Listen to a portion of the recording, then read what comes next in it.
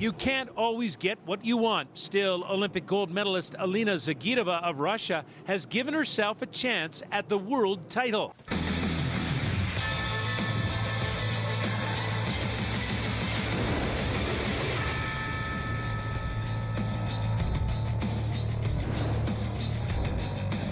It's a giant-sized skating rink, and it's jam-packed again tonight. 18,000 plus to see the women take center stage in a national obsession. The short program was an eye-opener. Russian Olympic champ Alina Zagitova has a lead over Japan's Kari Sakamoto. Surprisingly, Elizabeth Tursunbayeva of Kazakhstan is third. The odds-on favorite at the outset, Grand Prix final champion Rika Kahira, is seventh. The top Canadian is Gabby Daleman in 11th. Lots of questions still to be answered on a big night at Super Arena. Let's send it to Andy Petrillo, four-time world champion Kurt Browning, and Olympic coach Carol Lane. Thank you, Scott. Well, I don't think anyone is surprised to see Alina Zagitova leading the way after the short, but Rika Kahira, who's been the story all season long, and the Japanese favorite is sitting in 7th. Yeah, making Alina Zagitova's job a little easier. Keep that lead after the short.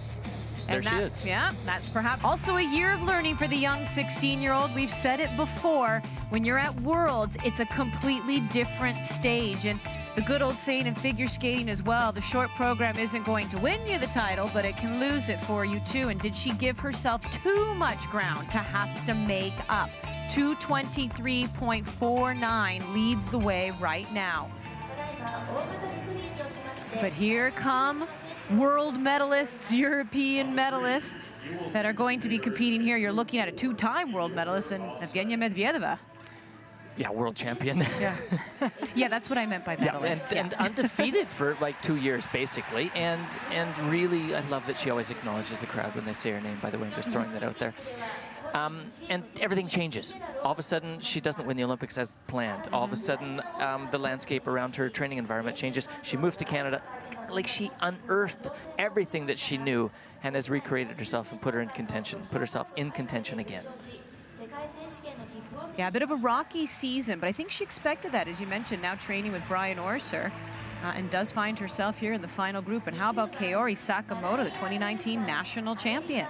Well, you know, the top flight yesterday in the short program were all wonderful, but Kaori actually made me cry yesterday.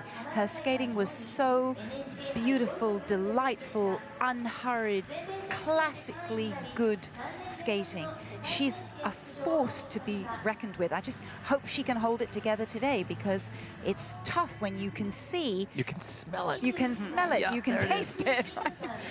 Well, speaking of tears, Alina Zagitova was in tears at last year's World. She went undefeated as well, to be sitting in second after the short behind Carolina Kostner. But then fatigue, the season, winning Olympic gold, growing a little bit, getting used to a new body, got to her and finished 5th overall. She just finished winning the Olympics and the whole world went, can we have 5 minutes of your time? Yes. I'm sure, like, she just was overwhelmed and it just hit her at the same time. And look at that, she's actually human. She makes mistakes Just like in other case people. you thought they weren't.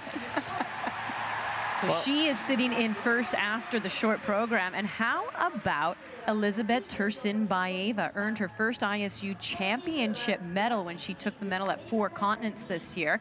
And she's been around for a very long time, but it's like a completely different confidence. Oh, totally. And take a look at her planned program there, and you will see first jump, quad, salchow. That is an incredible feat. We're seeing quads now from some of the women, mostly the juniors. Haven't had one in senior yet that's been successfully landed. Could she be the first one to do that right here? She attempted the quad salchow at 4 continents. She fell, fully rotated it, but she did admit, that's in my back pocket. That's some pocket. I would have it on my mantle.